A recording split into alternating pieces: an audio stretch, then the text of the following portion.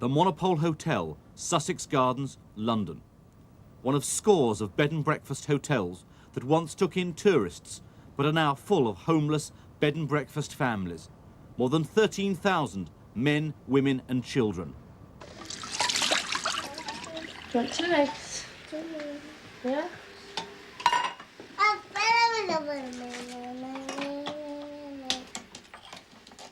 Among this growing army, Hilary Sober and 2-year-old Aisha. A probation officer's daughter, she fled her council flat, a victim of domestic violence. The council's response? Bed and breakfast. That was nearly 9 months ago. Eat it up, man. Is it nice? Mummy loves some toast. Well, there's no cooking facilities. I have to wash up, wash myself and I should do my hand washing, everything in that one sink, which is not right. The stairways are always filthy with food. There's tin cans empty on the stairs all the time. The toilet is always, you know, there's urine on the floor. There's no light in either the toilet or the shower. There's nothing here, nothing. And what sort of impact does that have upon your daughter, living in a place like this? She's very aggressive with other children. I don't know why, but she's got no room here. She's a very lively child and she's frustrated in this room. It's all right in the good weather, you can get out a day like today. You just have to stay in here all day. And she can't even have all her toys. They're in storage or at my dad's. I think it's disgusting. It's £140 a week for this room. That's how much the homeless or Camden is paying. And I'd much rather be given the chance to have my own place. Whatever condition it was in, I'd do it up. And then I'd be paying them rent instead of putting me through all this and the child and paying out all that money. And they've got empty properties all over. So how depressed do you get? Sometimes worse than others. I mean, sometimes you think you're getting somewhere. People take an interest and you think that maybe, you know. I mean, I haven't even had an interview. It's nearly 9 months I've been on the homeless persons list and I haven't even had an interview, so no one even knows my circumstances under which I became homeless.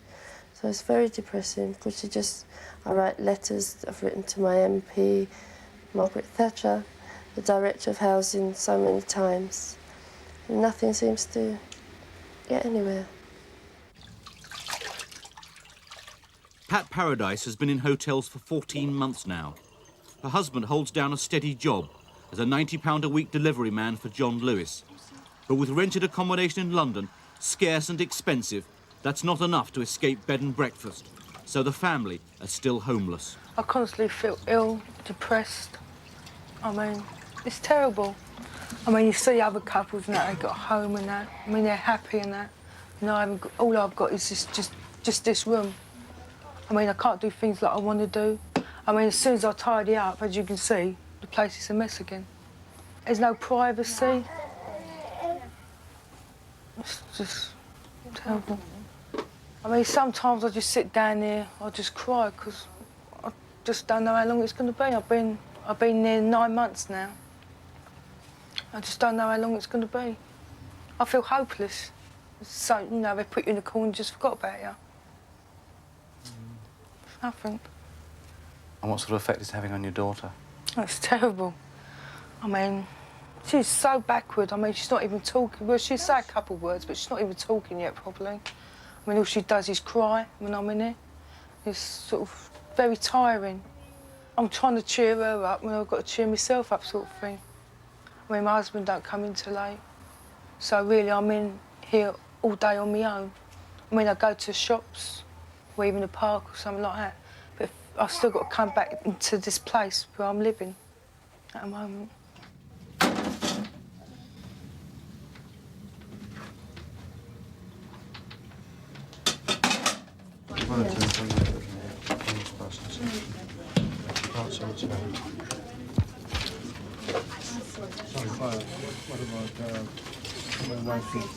What did you want to say? I want to see him because I've been there for 1.5 years. I want to know what's going on with my case here. I don't know. Well, as soon as he's on the counter today, he'll come up to you as soon as he comes home. Listen, here it is. Hello, Mr. Coker. Now, listen, I want to know what's happening to my case now. I've been there for 1.5 years. What's going on? Now 2 children, is it? Just the one son. Camden Homeless Persons Unit. This is the front line of homelessness. Some of these people have nowhere to go tonight. Others are desperate to escape from bed and breakfast. Last year, London councils spent over £13 million on keeping families in hotels.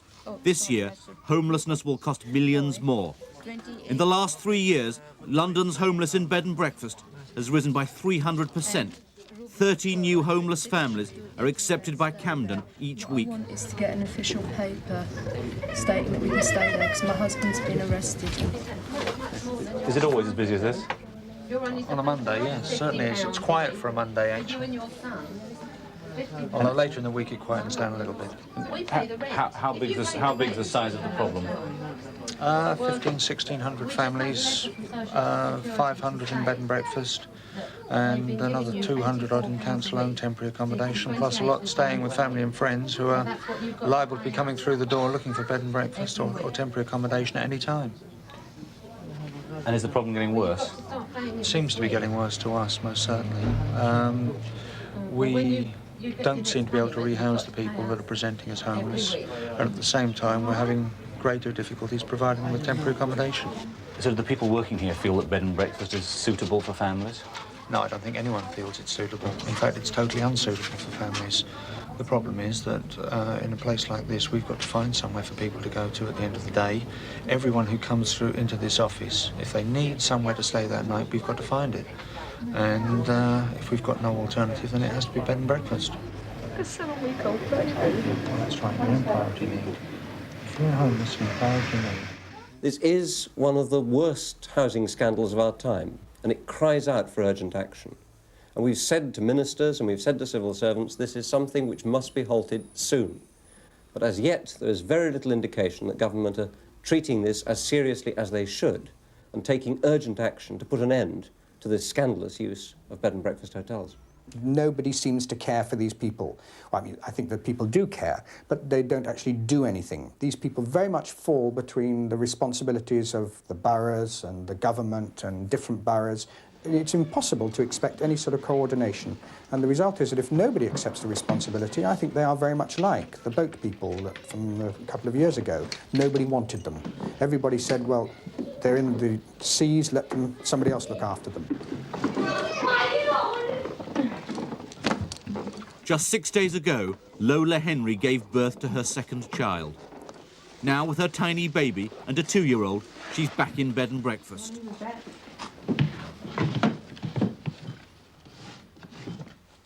Brent Council have allowed her out of hospital to the same Bayswater hotel room she lived in before. You're not happy, are you?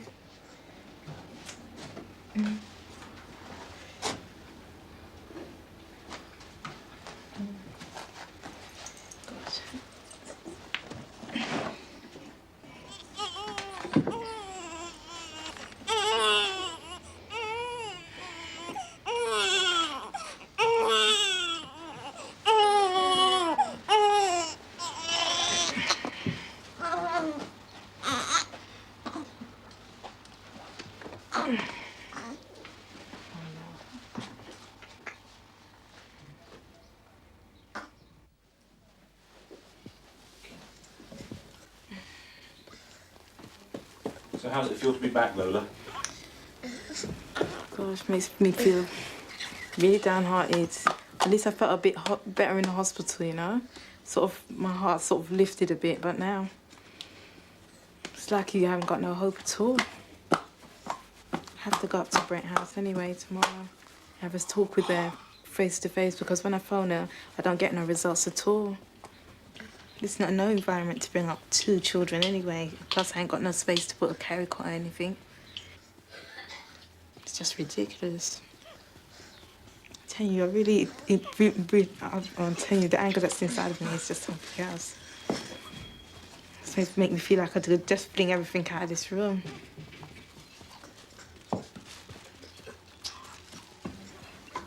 It's all.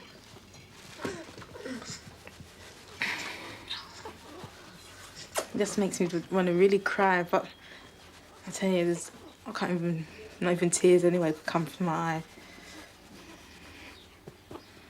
It's heartless in a way.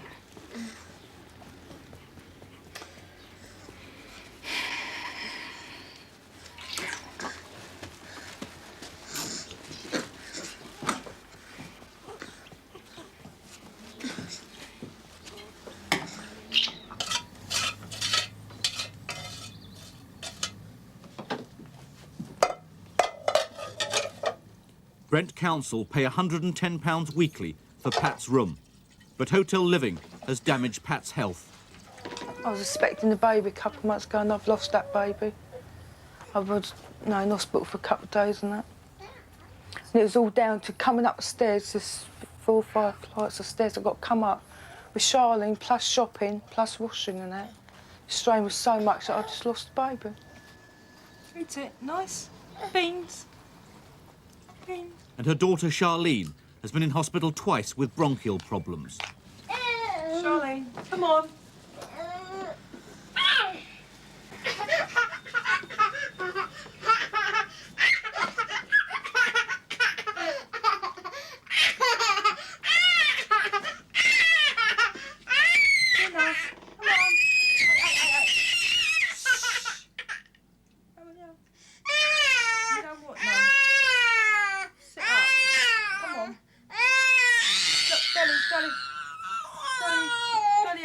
Dolly, have some.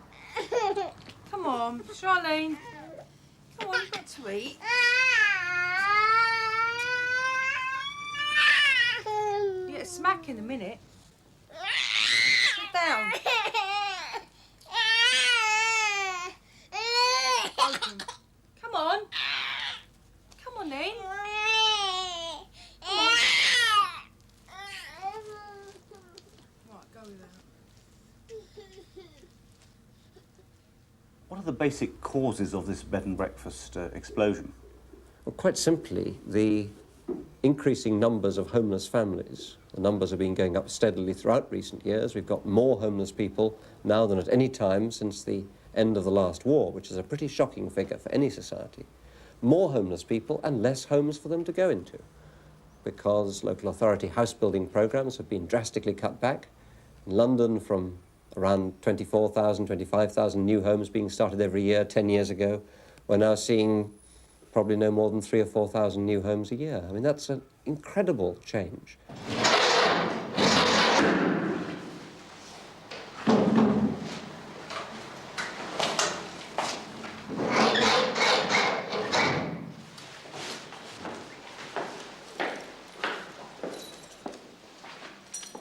London has thousands of empty properties. Hilary is seriously contemplating squatting in one of them, a council flat awaiting repair. But the vast majority of empties are not council property, but privately owned. Landlords often prefer to leave them empty.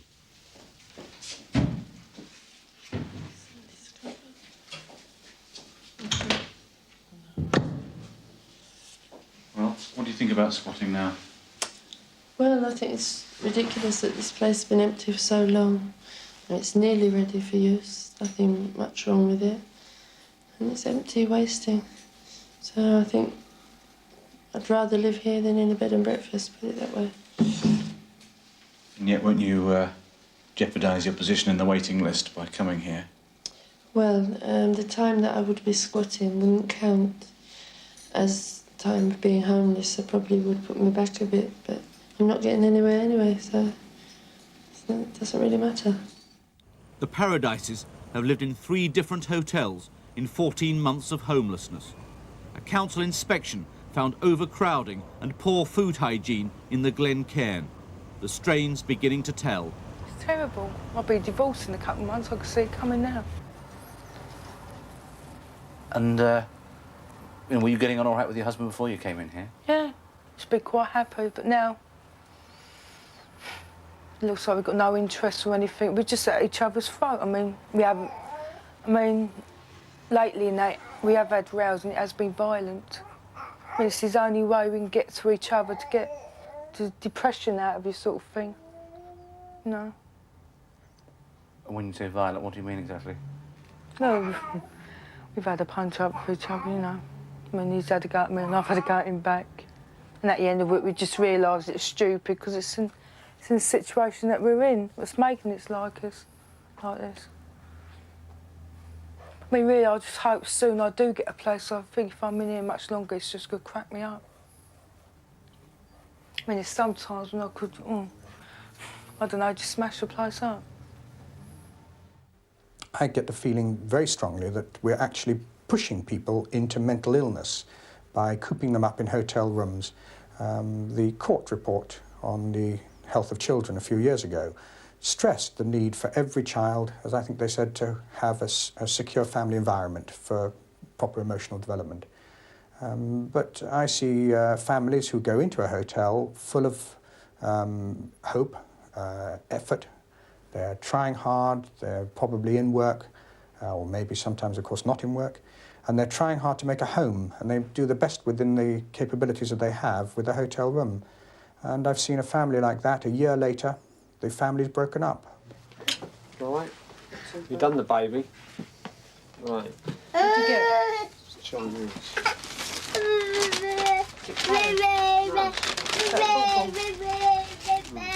Oh, footballs. Want something to eat? Hey? You hungry?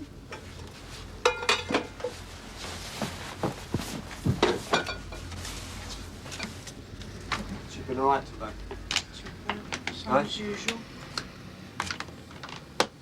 Speak up, couldn't hear you there. So same as usual. Where's the pork balls? I didn't get any today. You had them last night. Don't matter. No, Couldn't afford fancy. it. And I've never been out of work in my life. I've been working 11 years now, and I think I've only drawn 1 week's unemployment benefit. Like the rest, I've always worked. Never asked this country for nothing, and I don't even think I would like to, and that. But the council don't seem to be doing nothing. I just can't believe what's going on at the moment, and I don't think anybody else can. Living in 4 light walls, it's like a prison, but you can open the door and go out.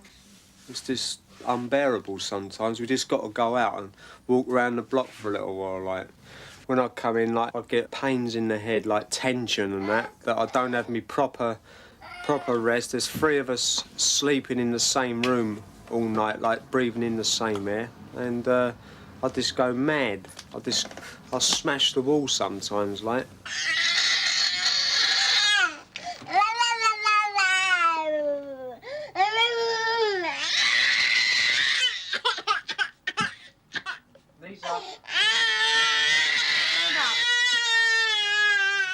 Stand up.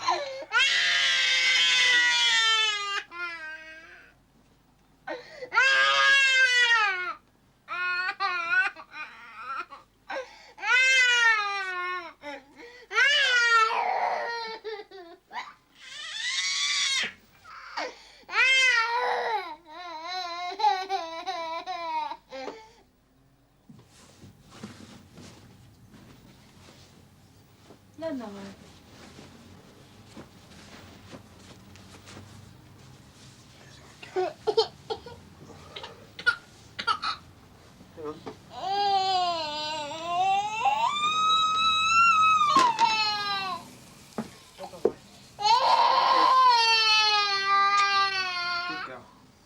Yeah.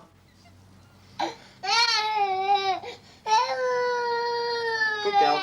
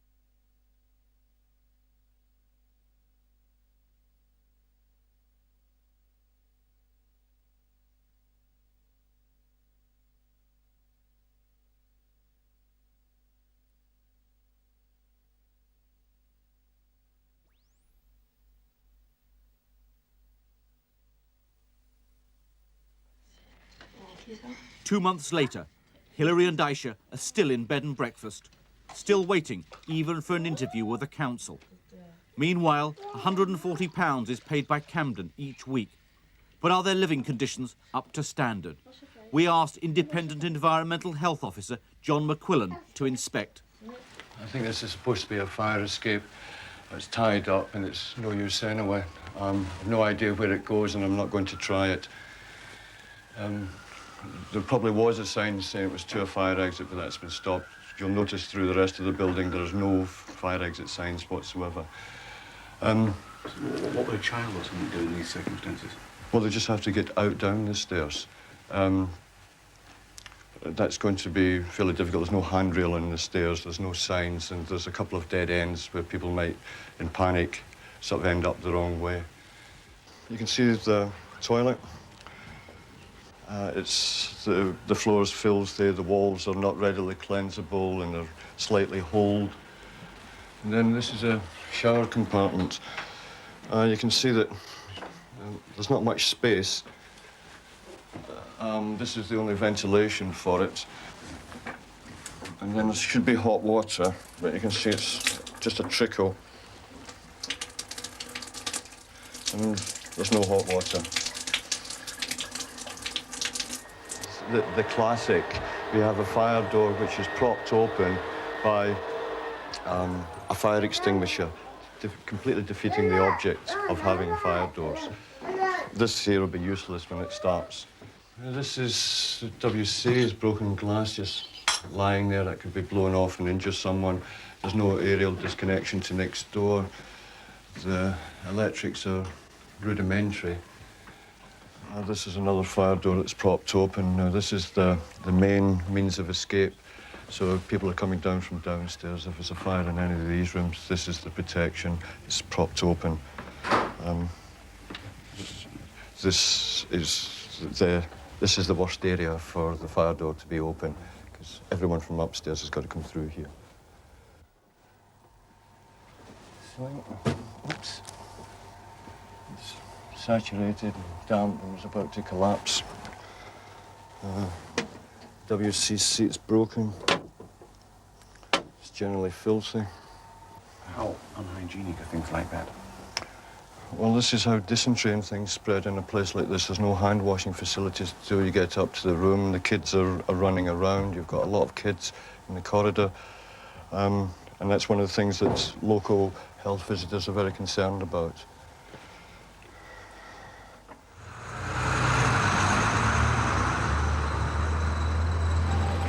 Well, as a means of escape, the fire precautions give me cause for concern. There's a severe lack of facilities for the number of people who are there. There's no cooking facilities at all provided. I think it's a statutory nuisance under the Public Health Act. I think it's unfit for human habitation under the Housing Act. I think as a house in multiple occupation, I would be concerned about means of escape in case of fire, the amenities that are provided, and I would be thinking of serving notices on those matters. How would you sum up the situation in bed and breakfast land? I'm appalled. The more I see, the more I think, you know, how can we do this to people? You know, in this day and age, how can we put people into primitive Victorian sort of workhouse conditions? The monopole is not alone. Accommodation is so scarce, many London boroughs are forced to use hotels that break the law. Brent uses 43 hotels, the number breaking the law under the 1957 Housing Act, 43. Every single one overcrowded. The homeless army is so big, it's almost out of control. It's a problem not just confined to London. Even the elegant city of Bristol contains 8,000 homeless people, mostly young and unemployed. More than 400 bed and breakfast hotels operate. What's the cost? That's absolutely mind-boggling, because we calculate that something like 20 to 25 million pounds, it's hard to be precise, but a figure of that order is going from the public funds, public purse, into private landlords' pockets as a result of the bed and breakfast scandal. Most hotels are anonymous. 4 new ones a week open up in suburban houses like these. It's rich pickings. And when the going gets hot, the landlord moves on. the man running this place until 18 months ago, raked in an estimated £100,000 a year. His tax bill, £37,000 unpaid. So were other bills. Despite the debts, Douglas James Wookey, using the names Martin Hunterham Carter or Steve Martin, has set up a new hotel business in Bristol. Another bed and breakfast hotel, 7 Kensington Park Easton. Trevor Cottrell, aged 21, had left his home nearby because of overcrowding. One Sunday, he didn't show up for lunch. It was about 12:35. My husband looked up at the clock and he said to me, "Trevor's late," and I sort of laughed it off as a joke. And just as I did that, I'd put his dinner into the oven to keep hot, like I always did. And as I say, I laughed it off as a joke. And just as I did that, so the police came and brought the news to me to say that, you know, that he'd gone, and I just couldn't believe it. The 3 people who died were in a bedroom at the front of the first floor. They were Trevor Cottrell, aged 21, who was unemployed and lived in the house. Martin Marshall, also 21, a plumber from Brislington. And Robert Brooks, a 23-year-old tyre fitter from Yate. Bob, to what we can gather, he was screaming for help, and he put his arm through the window and he severed the arteries in the arm and bled to death. A resident has been charged with arson, but the hotel had no fire extinguishers, no fire doors, no fire alarms. The hotel's owner, Carl Parry, 27, has been charged with dishonestly obtaining a mortgage for the hotel and conspiring with others to defraud the DHSS. There are vast sums to be made from homelessness, particularly in London. Take the Sandringham Hotel. Official council report: maggots and pigeon waste in water, bed bugs, no hot water, just 2 cookers for 120 people. Estimated annual income, £250,000. And the Sentry. Official council report: widespread, severe cockroach infestation. Fire precautions not maintained. Estimated annual income, £300,000. The Cleopatra Hotel. Official report: rent-a-kill pest control contract. Problems with German cockroaches, warder beetles and rats. Verdict: unsuitable for homeless families. Estimated income, £525,000. All these hotels run by Mrs. Gulshan Bhatia and her son-in-law, Zulfikar Jetta. Their estimated annual income, well over £1 million. Aristophanes Thrasivulu, also known as Aris Stevens, is the doyen of the bed and breakfast barons. From the Maryland Hotel Finsbury Park, he's been running bed and breakfast for the homeless for over a decade. In 1979, his residents were unhappy. The company's coming to replace them, so they came and done them. I cannot piece them and feed them up, can I? They got to be done by the company. No, but you can get I got the maintenance. There's a fire and my kids get burnt, mate. I don't care about your kids. I know you don't. Well, you have a rule over your head. I do. You don't I do care about my right. kids. Go somewhere safer. 6 years later, at Thrasivulu's Brownswood Hotel, his residents' feelings haven't changed. How many people are living in the room? 3 persons we living in that room, small room. We ain't got any other room. It's only one. And we got some insect. And see this, when I put some fruits up here on the tables, it goes, all insect goes on these fruits and I cannot eat. And I got a problem because I'm scared of my boys, because if you eat it, it's very dangerous. From the basement kitchen, hot food has to be carried up 4 flights of stairs. There's only one cooker for the families. It's shared by 70 people. It's only one cooker. And the 70 people they're using one cookers into 4 wings.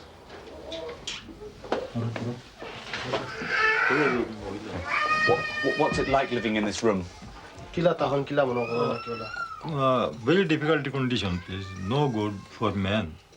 It is like the living like an animal, not man. The carpet no good, very smell. Everything is no good. When did you catch that mouse?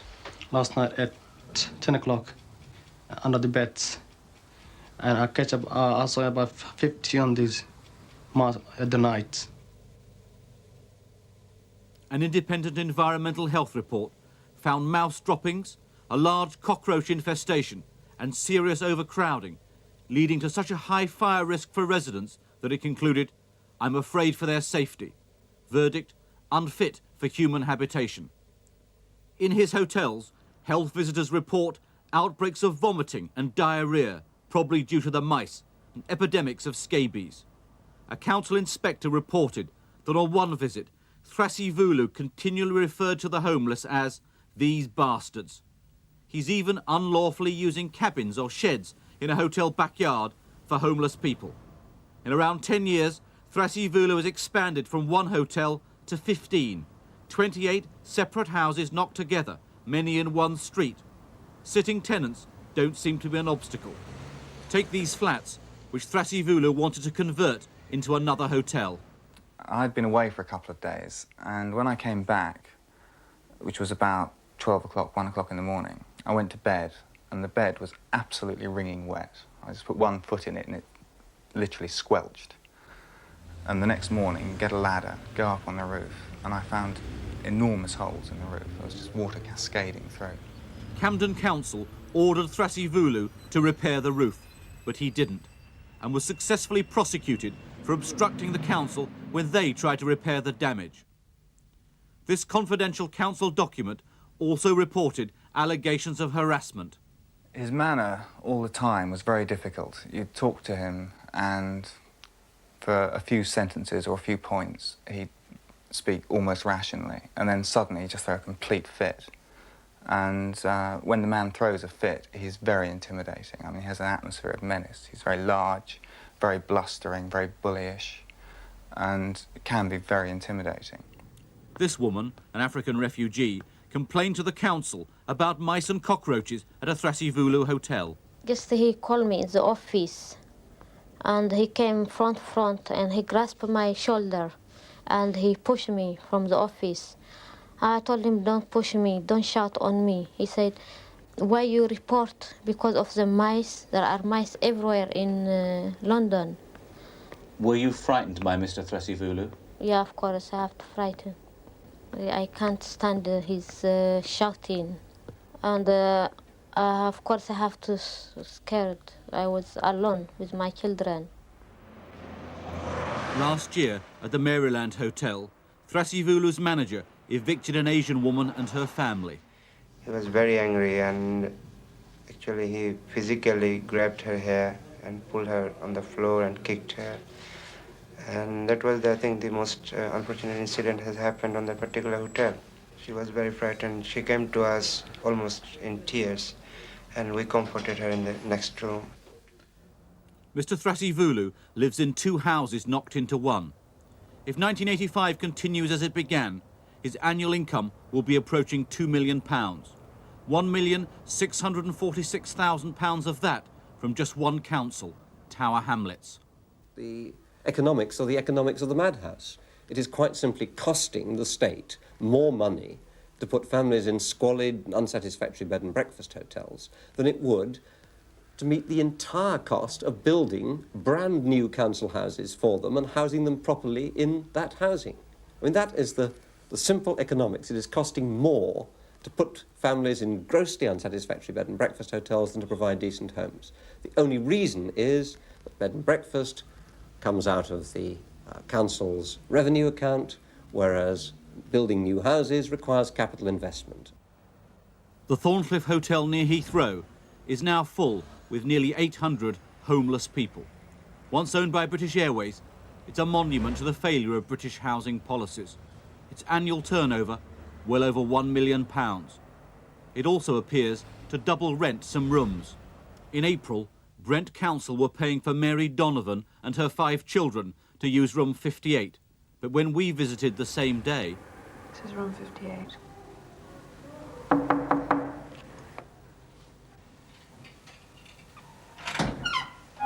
Hello. Hello. Oh, so is this room yours? Yeah, that's room mine. 58. Come in.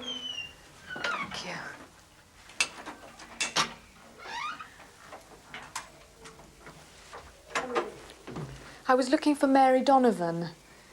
Are you Mary Donovan? No, Ah. What's your name? I'm Mrs. Ravi. Mrs. Ravi. And how long have you been here for? Nearly a year. And how long have you been in this room 58 for? 58 since December. Since December. For room 58, the DHSS were paying £249 for Mrs. Ravi and Brent £203 for Mary Donovan at the same time. Next room, 318, should be Mrs. Hogan. Room 318. Hello, are the Hogans in? Hogans? I have Yes. no idea. Oh, they're with Brent Council. They're not in this room? No. Oh, I must have been given the wrong number. Are you with Brent? No. Oh, which Ealing Council. with Ealing? Oh, that's very confusing. What's your name? Do you mind if I ask? Bickerton. Bickerton. Right, I must have been given the wrong room. I'm sorry. All right, Okay. cheerio then. For room 318, Ealing paid £203 a week for the Mickertins and Brent £112 a week for Mrs. Hogan at the same time. We found one further double-rented room. Total monthly rent paid by Brent for double-rented rooms, £1,532.64. In addition, on 5 separate visits, we found 5 rooms Brent were paying for when the families seemed to have disappeared. Total monthly rent for missing families, £3,698.30. A few days before our last visit, owner Hansraj Popat sold the hotel. Sale price, around £5 million, more than double what he'd paid for it just 15 months before. In Newcastle too, the number of homeless has grown rapidly to over 400, many young, single and unemployed. The 73-bed Northeastern is the biggest bed and breakfast hotel. The freehold's owned by the City Council itself and was leased to this man, John Capstaff, specifically as a high-class hotel. Instead, the hotel became a tatty refuge for the single, homeless and unemployed.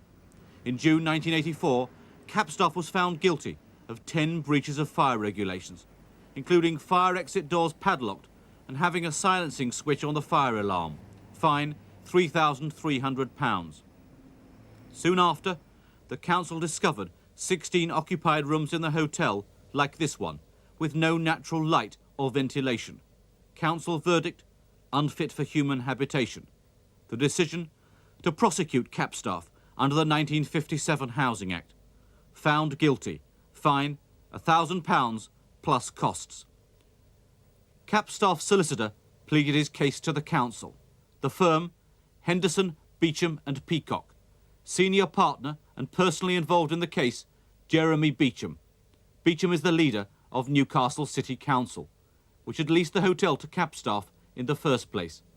Beecham told us his involvement was confined to advising Capstaff to comply with the council over the illegal rooms. But that's not the case.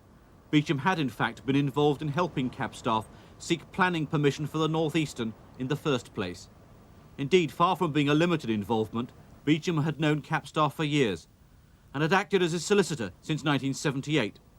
Beecham told us his business and civic lives are kept quite separate, and he insists that he was not involved as leader of the council in any decision affecting the Northeastern. Another substantial hotel, the Norfolk.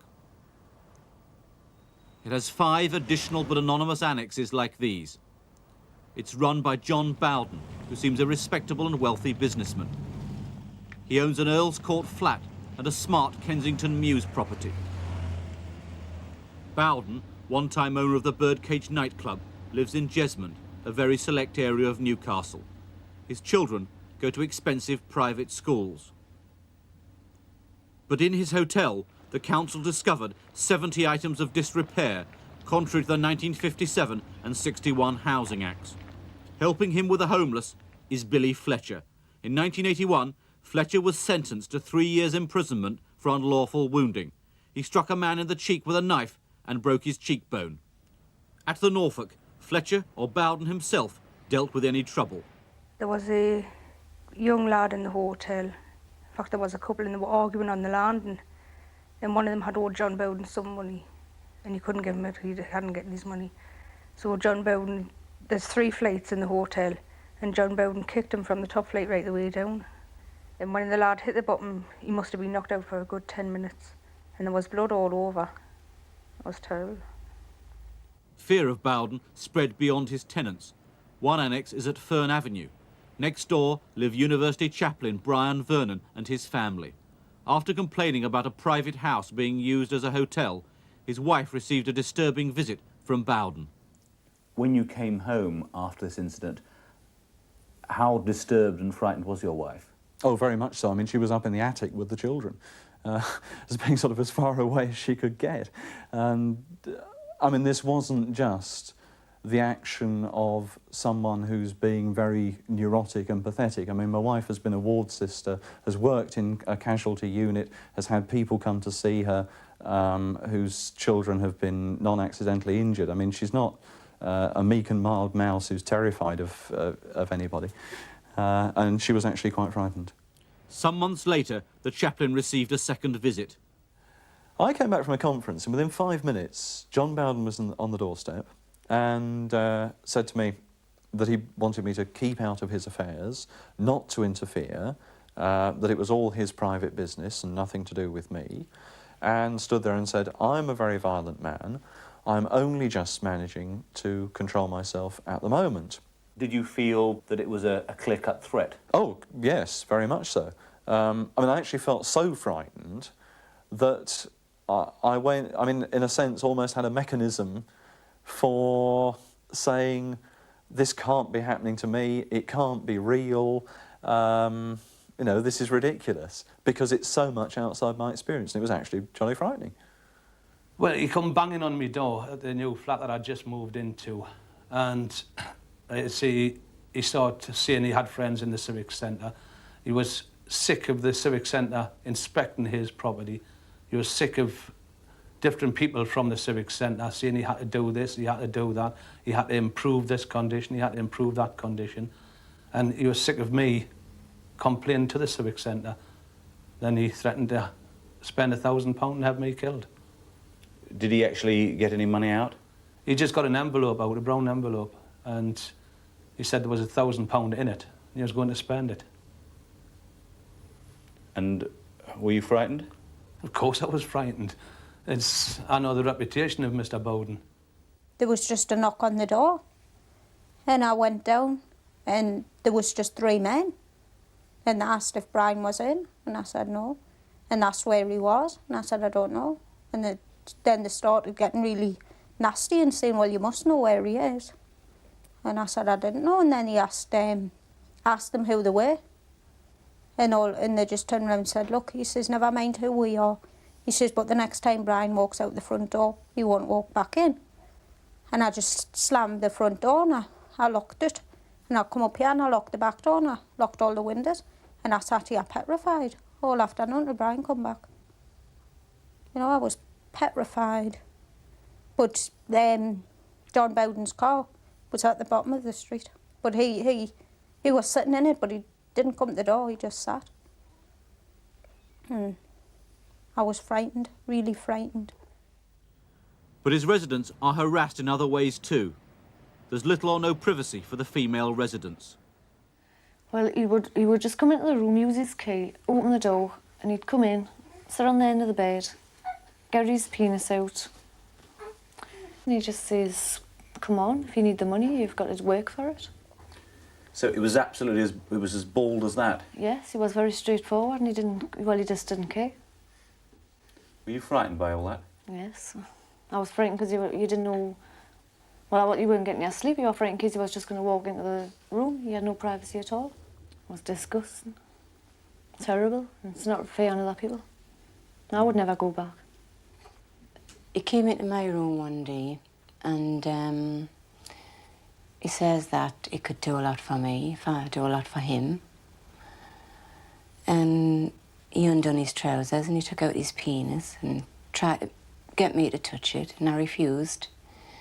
In fact, I was literally panic-stricken, and he seen that, and then so I just put it away, and I refused. And I think he knew, and then he got out.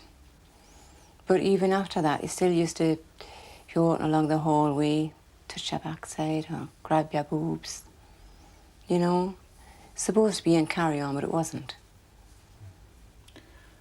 And did you feel frightened by that experience? Literally terrified. It was 2 o'clock in the morning when Mr. Bowden come, and he just let himself in the room. And I was in bed, I was asleep, and he woke us up. And he asked us if I wanted money, and I said no. And he said if I needed anything, that I just had to ask him. And then he asked us if he could get in the bed beside us. And I told him to either get out or I would scream. And eventually he did leave. But the next night he come back and just let himself in again. And he took his trousers down and asked us to play with his thing. And I was just, in fact, I started crying. The Norfolk's owners, who leased the hotel to Bowden, could scarcely approve. They're the highly respectable charity, the St Mary Magdalene and Holy Jesus Trust, who run 2 Newcastle hospitals. Among the trustees, 4 city councillors. The Trust's avowed aim, the general relief of the poor. Annual rent for the Norfolk, just £2,000. And by December last year, Bowden was 20 months in arrears. We estimate that in the last financial year, the landlord was making in the region of £150,000 gross from principally DHSS claimants. We have, over the last year, had a number of complaints from residents which we have passed on to the Environmental Health Department about conditions. We have also been in touch with the Tenancy Relations Officer about harassment complaints, which I understand have been taken up and are still proceeding. I would say that for every person who makes a complaint, who actually has the courage to come to an advice centre and make a complaint, there are certainly 2 or 3 others who would back up the story but would not put that on the record to anybody in any form. We discovered that the City Council have a secret file about Bowden, but so far they've taken no action. So Councillor Nigel Todd decided it was time to speak out. There are allegations by officers, properly reported and logged, that Mr Bowden would make it worth their while to, if they would provide information about houses that he could then use in pursuing his business. There's also another allegation by an officer that he knows that Mr Bowden attacked a builder, and that really is quite serious, I would have thought. What struck me about the information in the Civic Centre's secret file was that here was a landlord who seemed to stop at nothing, really. He would apparently think nothing of attacking people physically or offering bribes and inducements. There seemed to be no limit to the way in which he would try to corrupt the world around him in order to presumably just make a profit for himself. And making a profit out of social need. These hotels exist because the government and many local authorities won't take seriously the problems of housing often the single homeless. And so it provides an unscrupulous, sleazy market in which people like Mr Bowden can thrive. Apparently, the builder in the secret file had hot tea thrown in his face, was hit over the head with a chair and threatened with a knife. Yet even today, Bowden's Norfolk Hotel is on the council's recommended list given to homeless families. I think he's just, you know, living on people, and I think it's disgusting. It's, you know, he's just preying on unemployed and especially young girls. Especially young girls. He just takes things for granted. That you've got, you know, when you're unemployed, you need money and you do anything for it. Bowden is living off people. He's given them the basic squalor, and they're having to pay the top rate. They're paying £44 for a room, and they get nothing whatsoever. They get dirty sheets, filthy rooms. They get visits during the night.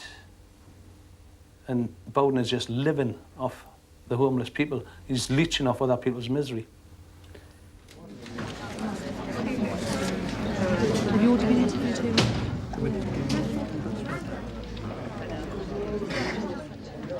5,000 more people will become officially homeless this year. In London, after nearly a year of homelessness, Hilary has been promised her first interview. And the thing is, I can't stay in there no longer because it's doing my mind over. Yes, but Pat's been in bed and breakfast over a year now. She's getting desperate. Nobody seems to want to listen or want to do anything. But I am listening. I am listening. All I'm asking for understand is exactly a what little you're flat somewhere saying.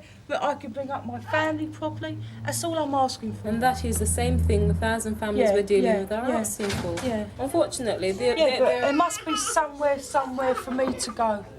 Yes, but you have to wait for what? Yeah, how long?